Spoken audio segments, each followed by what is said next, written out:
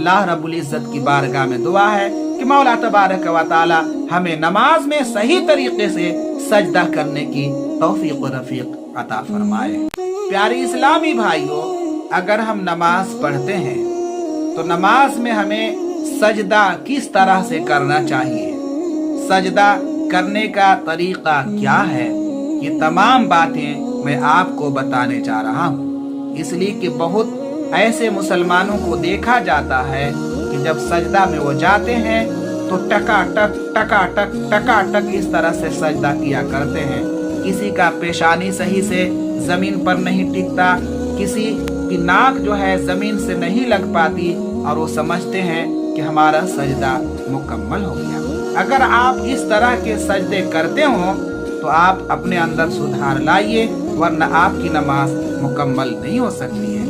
बहुत ऐसे लोग नमाज पढ़ते हैं, जब वो सजदा में जाते हैं तो सही तरीके से तस्बीह भी नहीं पढ़ पाते हैं और वो अपने सरों को सजदे से उठा लिया करते हैं। अगर आप उनके साथ नमाज पढ़ रहे हैं तो आप 1 या 2 तस्बीह ही पढ़ पाते हैं कि वो दोनों सजदों को मुकम्मल कर लेते हैं। तो प्यारे इस्लामी भाइयों, हमें सजदा नमाज में किस तरह से करना चाहिए, आज इन्हीं बातों को मैं आपको बताने जा रहा हूँ। प्यारे इस्लामी भाइयों, हम जब सजदा करते हैं तो हमारी जो नाक है वो जमीन से कितना लगना चाहिए और जमीन से लगना चाहिए या फिर नहीं लगना चाहिए, सिर्फ पेशानी लगना चाहिए या पेशानी के साथ नाक भी लगना चाहिए, ये तमाम बातों को मैं आपको बताने जा रहा हूँ।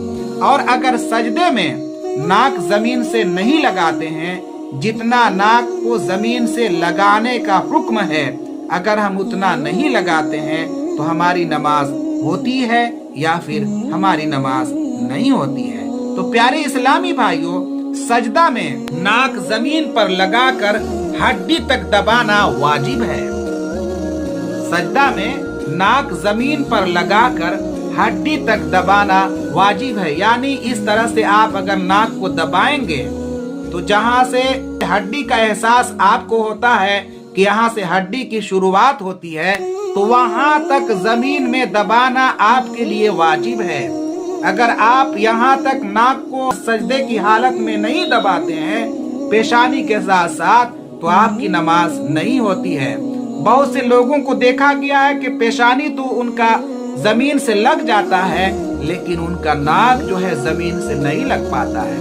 तो प्यारे इस्लामी भाइयों, उनकी नमाज नहीं होगी। और सिर्फ उन्हीं की नमाज नहीं होती है, बल्कि जो नाक को तो जमीन से लगाते हैं लेकिन सिर्फ जमीन से छुआते हैं, हड्डी तक वो नहीं दबा पाते हैं, तो उनकी भी नमाज नहीं होती है। प्यारे इस्लामी भाइयों, अगर किसी ने इस तरह सजदा किया तो उसकी नाक जमीन पर नहीं लगी या जमीन पर तो लगी मगर नाक की हड्डी तक नहीं दबी, तो नमाज मकरूह तहरीमी वाजिबुल इआदा हो गई। उस तरह की नमाजों को दोहराना उसके लिए जरूरी हो गया। तो प्यारे इस्लामी भाइयों, अगर आप नमाज पढ़ते हैं तो आप सजदों में जब जाते हैं तो इस बात का खास ख्याल रखें कि आपका पेशानी सही तरीके से जमीन से लगे और पेशानी के साथ साथ आपकी नाक भी जमीन से लगे, और सिर्फ नाक जमीन से न लगे बल्कि नाक को दबाएं ताकि हड्डी तक महसूस हो जाए कि हमारी नाक जमीन से लगी है। इस तरह लगाना आपके लिए नमाज में वाजिब है। तो प्यारे इस्लामी भाइयों, आपने समाअत कर लिया कि नाक को जमीन में कितना लगाना चाहिए, तो नाक को जमीन में हड्डी तक लगाना चाहिए ताकि आपकी नमाज मुकम्मल हो जाए।